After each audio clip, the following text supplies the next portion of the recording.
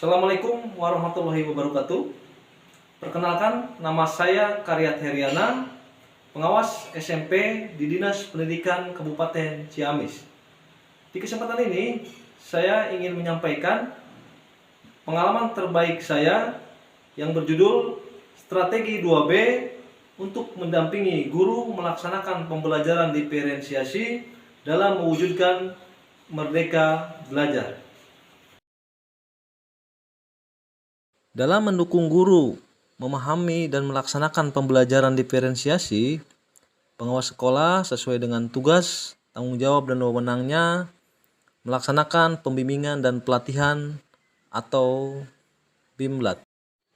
Adapun langkah-langkah yang saya lakukan, yaitu yang pertama adalah dilaksanakannya survei awal, kemudian yang kedua menyiapkan bahan-bahan BIMLAT, dan yang ketiga yaitu melaksanakan BIMLAT, dan yang terakhir, yang keempat, yaitu melakukan refleksi terhadap pelaksanaan BIMLAT.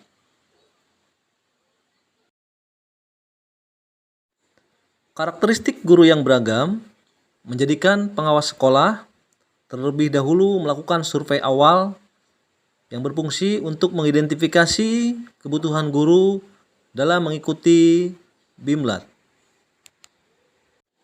Berdasarkan survei awal yang dilakukan, didapatkan hasil bahwa sebesar 49,3% guru menginginkan BIMLAT dilaksanakan dengan moda campuran antara daring dan luring atau yang disebut dengan blended. Kemudian yang kedua, sebesar 20-90% guru menginginkan BIMLAT dilaksanakan secara luring, dan yang berikutnya sebesar 14,5% guru menginginkan BIMLAT dilaksanakan dengan daring menggunakan aplikasi Google Meet, dan sisanya sebesar 7,2% guru menginginkan BIMLAT dilaksanakan dengan daring dengan menggunakan YouTube dari pengawas sekolah. Dari hasil survei awal didapatkan bahwa guru membutuhkan pendampingan dengan BIMLAT melalui moda campuran atau moda blended. Oleh karena itu, saya menyiapkan langkah atau strategi, yaitu melakukan BIMLAT dengan blended atau saya sebut dengan strategi 2B dalam mendampingi guru memahami dan melaksanakan pembelajaran diferensiasi. Untuk itu, langkah selanjutnya yaitu saya menyiapkan berbagai bahan dan perangkat dalam melakukan BIMLAT blended. Misalnya bahan tayang, kemudian room untuk pertemuan daring. Sini saya menggunakan Google Meet. Kemudian juga berbagai instrumen dan hal-hal lainnya.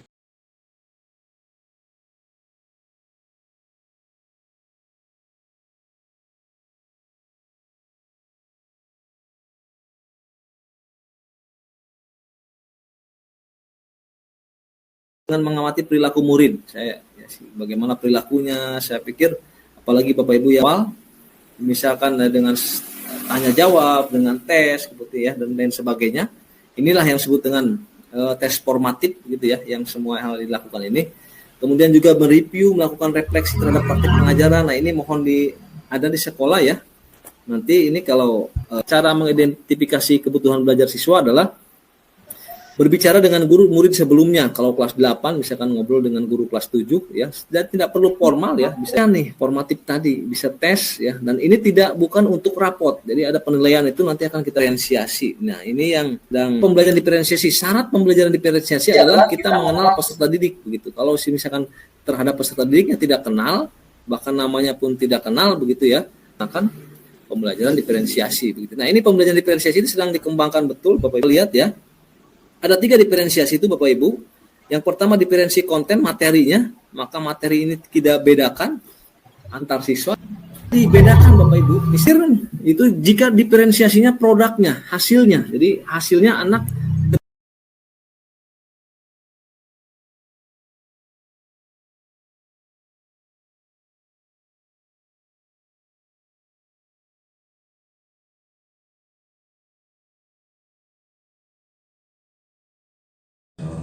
para PKS, para tenaga administrasi sekolah ada Pak? Ada, alhamdulillah para bapak dan ibu guru SMP 1 Raja Desa yang saya hormati saya banggakan. Mohon maaf, izinkan saya pada hari ini bukan mengumpulkan guru ya, kita mau ngobrol saja santai, Bapak Ibu mulai sambil ngopi juga boleh Pak, santai ya, apa-apa. Ini dalam acara yang menyamakan persepsi saja Pak ya, jadi saya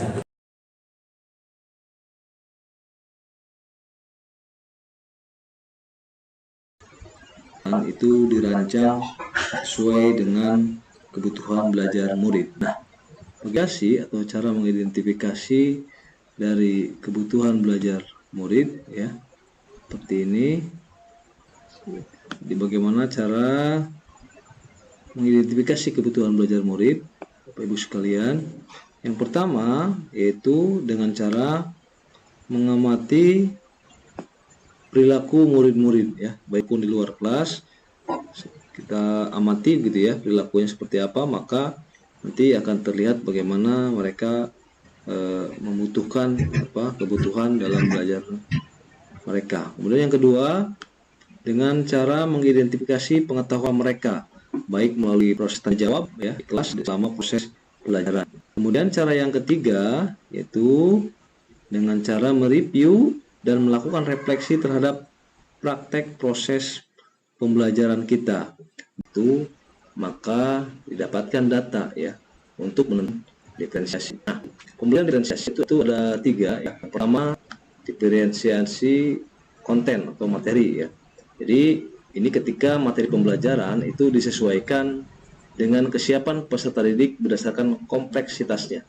Misalkan ketika kompetensi yang akan dicapainya yaitu mengurutkan dengan bilangan bulat terkait dalam keseharian, maka kita sebagai pendidik ya dapat melakukan diferensiasi yang kedua yaitu diferensiasi proses atau metode atau strategi gitu ya. Nah, diferensiasi ini adalah ketika proses pembelajaran itu disesuaikan dengan kemampuan penerimaan atau keterampilan para peserta didiknya.